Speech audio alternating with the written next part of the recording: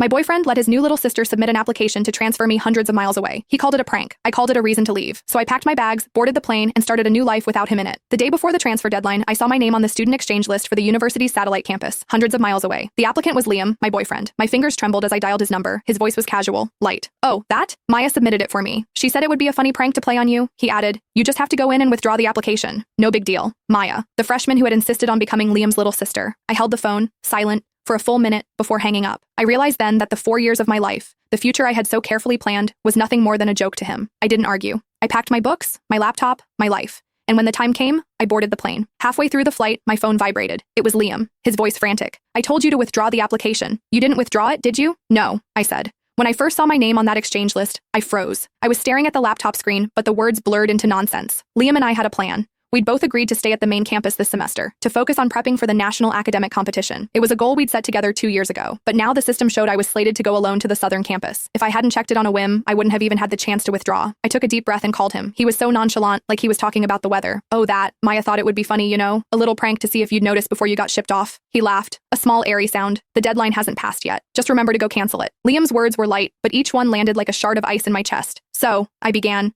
my voice trembling with a weakness I hated. "You think this is just a small thing? Here we go." He sighed, the impatience sharp in his tone. "Are you really going to make a big deal out of this? Just withdraw it and it's over." Maya's just energetic. She was playing around. I stared at the transfer notification on my screen. My throat felt thick, clogged with wet cotton. It took me a moment to find my voice. What if I hadn't noticed in time? Maya used my student ID and password. I could report her to the dean's office for this.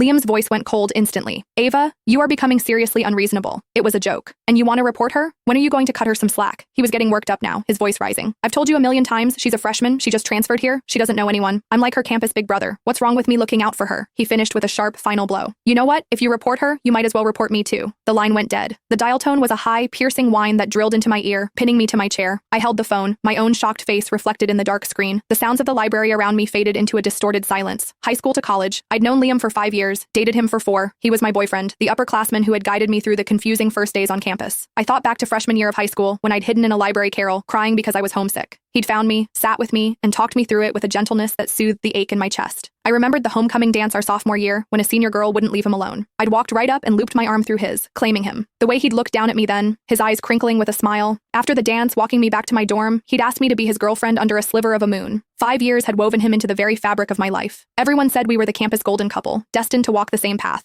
We'd already planned it all out. After graduation, we'd stay in this city, get an apartment, adopt a cat. We were going to carefully transplant our student love into the real world and watch it grow. Everything was supposed to run on its designated track, smooth and steady, toward a bright future.